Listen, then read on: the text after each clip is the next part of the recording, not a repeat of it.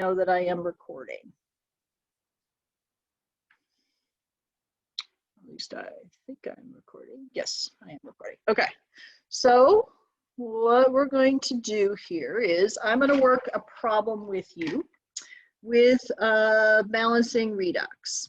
So let me write it out and then I will walk you through it. So this is not in your notes, so you're going to have to copy this down someplace else.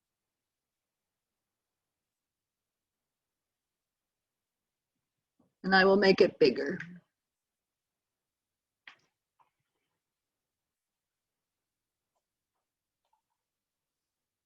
And I do have additional ones on my lecture series. So again, I just thought I would do one live and in person so you could kind of see what I'm doing.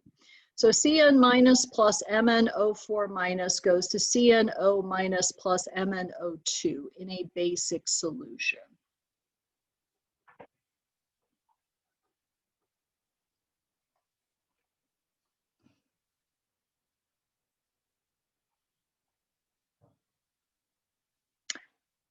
So when you are doing balancing, the one method that is most popular is called half reactions.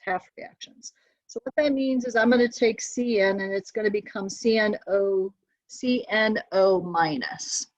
And then MnO4 minus becomes MnO2. So they're called half reactions because in a redox reaction, somebody's losing electrons, oxidation, somebody is gaining electrons, reduction.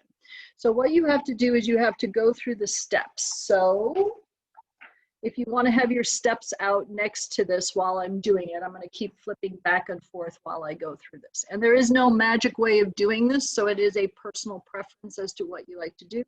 I like to go through each half reaction and balance everything out and then go to the next reaction. You could do it any which way. So the first step is to balance the elements on both sides. So I have one carbon on each side. I have one nitrogen on each side, so those are balanced, but then I have an oxygen over here and not an oxygen over here. So at any time I need to balance an oxygen, I'm going to add water molecules. So I'm going to add a water molecule over here on the left-hand side.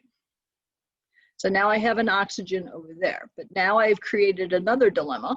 I have two H's on this side that I don't have on this side. Well, if you need to add hydrogens, you're going to add H pluses. So I'm going to add two H pluses over here on the right. Now, H pluses are indicating it's acidic, but I always balance it according to acidic solution, and at the end I do one extra step. Please know I will always tell you if it's acidic or basic. You don't have any understanding. I don't either. I would have to know if it's acidic or basic ahead of time. You can balance this with an OH minus. I just think it becomes tricky because then you got to go back and rebalance with the H2O. So this method is why I do what I do. Then I need to balance the electrons. So I need to find the oxidation state of each one of these things. And this is where I'm going to have to give you some hints because some of them are not what we call obvious. So carbon can have multiple oxidation states, so can nitrogen. But nitrogen's go-to is a -3. That's its normal charge if it's a charged element. So then if that's an overall -1, then the carbon must be a +2 oxidation state. And again, if you have your Flynn periodic table, it's one of the oxidation states that is indicated. If I go to the right, oxygen is my go-to -2, okay? It's not a peroxide, so it's a -2. Carbon, I'm going to tell you, is not changing oxidation state. That would be a hint I would give you if I gave you a problem like this on a quiz or a test. I am not expecting you to know that. More than likely, the middle element in a formula tends to be the one that changes oxidation state, okay? So if this is +2 and that's -2 and I need an overall -1, the nitrogen must be a -1 oxidation state. So again, I would give you a hint on this and be like, nitrogen is the one changing, all right? So I'm going from a -3 oxidation state to a -1. So that must mean I am losing 2 electrons. It's becoming less negative. So if I'm losing 2 electrons, I'm going to write it on the right-hand side or the product side of the equation. So I have 2 electrons over here. So at this point, I'm kind of done with this first reaction until I see what's happening in the second reaction. Again, you could flip back and forth, it does not matter. So MnO4 minus versus MnO2. Please recognize that MnO2 has no charge. This has a charge of -1. They both have oxygen in it, so chances are the oxygen is going to stay at -2. That's your hard, fast rule. Oxygen and hydrogen are always going to be -2 and +1. So if I have 4 oxygens here, 4 times -2 is -8. I need an overall -1 charge, so this is a +7. So MnO2, I have 2 oxygens, so 2 times -2 is a -4, so Mn must be the +4 charge. And if you look up Mn on your periodic table, it is a lot of oxidation states. Okay, Mn is the go-to for changes in oxidation states.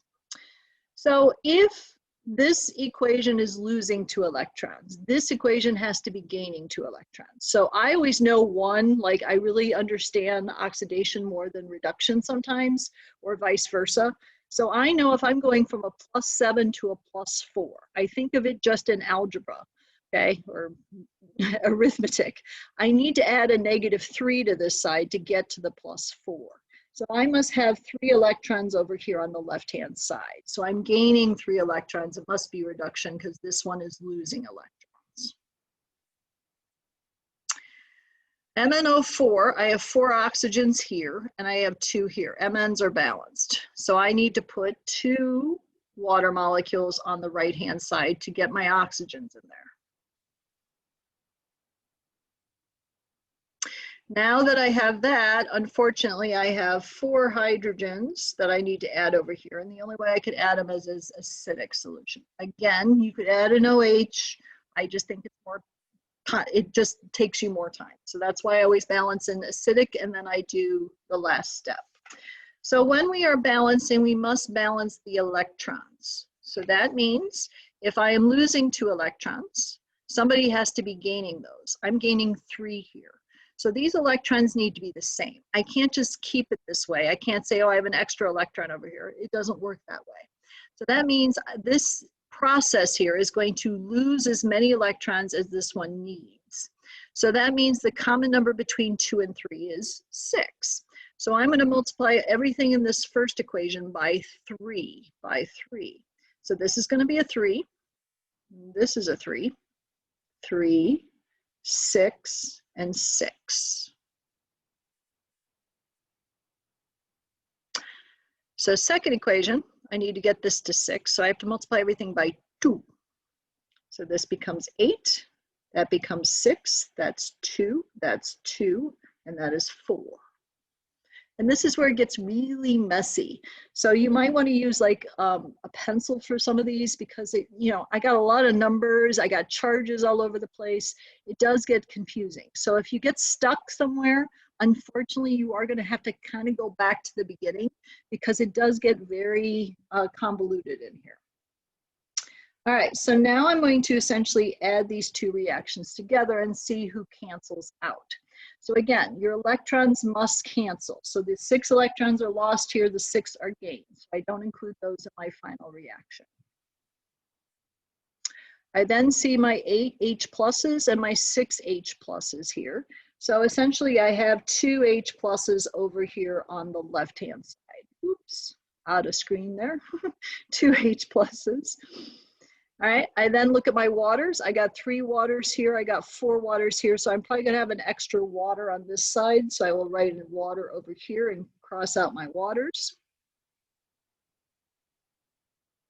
Then I'm just gonna write everything on the left and everything on the right, and it doesn't matter the order you put things.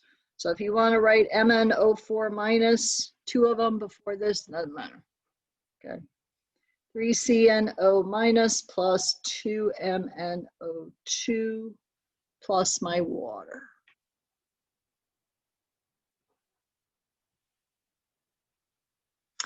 So if this was an acidic solution, so if in the beginning it said in acid or acidic solution, you'd be done, okay? But it isn't balanced because my charges are not balanced. So I know that it can't work that way. Oh, wait, no, it could work.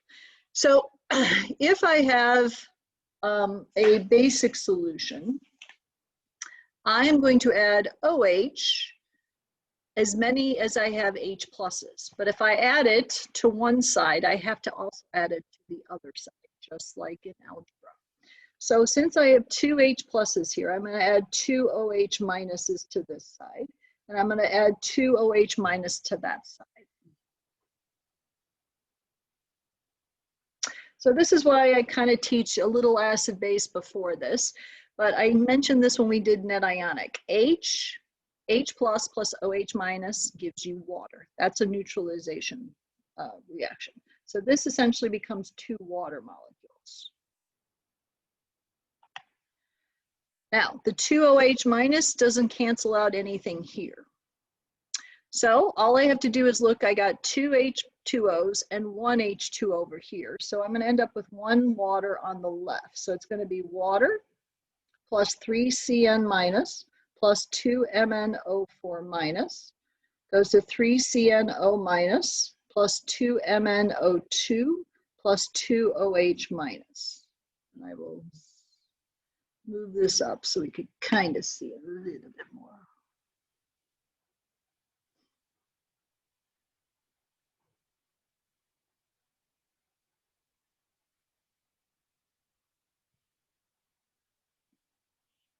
So the last step is to make sure my charges are balanced. So that means when I look at each species, okay, what is the charge that I'm getting from that species? So water has nothing. Cn minus, I have -3 because I have a -1 and there are 3 of them. MnO4 has a minus, there are 2 of them. So I have an overall -5 on the left. And then on the right, I have 3 times the -1, so that's a -3. MnO2 has no charge. And then the OH has -1, so that's going to mean I have a -5 and a -5 on both sides. Therefore, I have a balanced chemical equation.